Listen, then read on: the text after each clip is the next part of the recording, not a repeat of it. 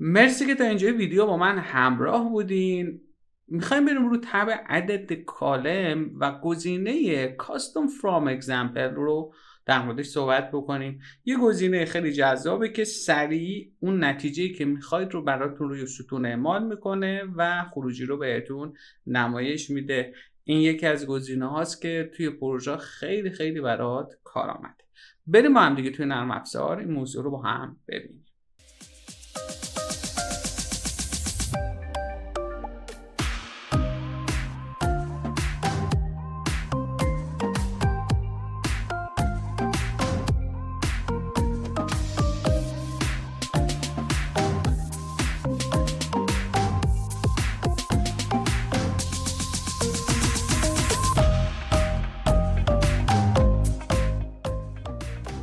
نکته‌ای که وجود داره، ما از تب عدد کالم گزینه کالم فرام اگزمپل رو میخوایم استفاده کنیم. دو تا حالت داره بچه‌ها، from all columns و from selections. یعنی چی؟ یعنی روی کل ستون ها میخواید یک تغییری رو اعمال بکنید و از فرمتی که اون ستون ها دارن میخواید استفاده بکنید و یک ستون جدیدی رو ایجاد بکنید با اون قابلیتی، با اون ساختاری که شما نیاز دارید، یا نه فقط میخواید روی یک ستون خیلی خاص کار بکنید. خب ببینید، ما طبق روال ویدیوهای قبلی که به صورت زنجیروار داریم میایم جلو، میخوام بگم که روز در سال رو به من بیده. ببینید دقت کنید، من میخوام روز در سال، میخوام بدم مشتری چه روزی از سال از من خرید کرده. پس میام اینجا گزینه Custom From Example و از گزینه زیر مجموعه From Selectionش استفاده میکنم. دقت بکنید، میام روی کالمی که اینجا نوشته، اصلا بچه نیاز نیست اسم کالم رو عوض کنید چون اتوماتیک نسبت به اون چیزی که انتخاب میکنید تغییر میکنه.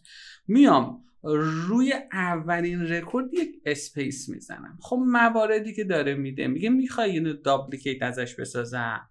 خب age from order date گزینه جذابی نیست، نمیدونم چرا اینو پیدا کرده آورده. day from order date, day from week from order date, day of the week name from order date, day of the year from order date.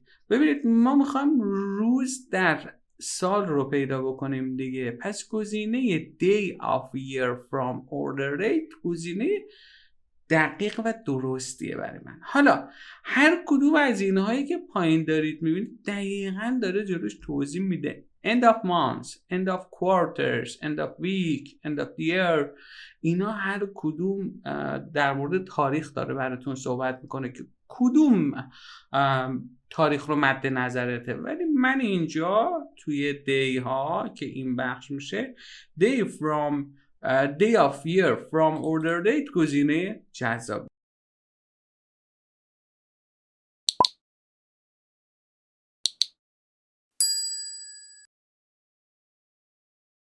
با کنترل اینتر کل اون سلول های دیگه هم براتون پر میکنه با همین ساختاری که شما دارید و فقط کافیه من اوکی کنم. بچه نگاه کنید، شد day of year و من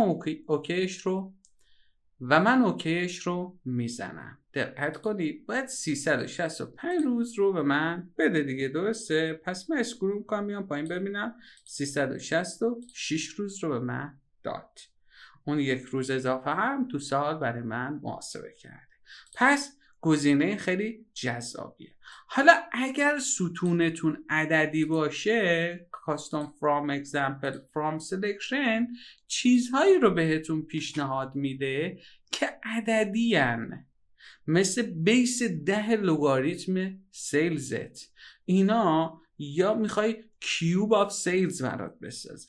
اینا مواردیه که روی نسبت به تایپ داده ایتون براتون مشخص میکنه. اگر قبلی رو دیده باشید، من روی تاریخ که وقتی کلیک کردم همه چی در مورد تاریخ بود و اینجا چون ستونم سیلزه همش عددیه، پس پیشنهادایی که به من میده عددیه. اگرم نخواستید اینجا کنسل میکنید و برمیگرده به حالت اولش. بچه حتما یادتون باشه فیلتر رو حتما بعد از اینکه کار کردید پاکش کنید که خدای نکرده اتفاقی نیفته. یک فرمولی نزنید ببینید نتیجه رو بهتون نمیده در صورتی که فرمولتون درسته.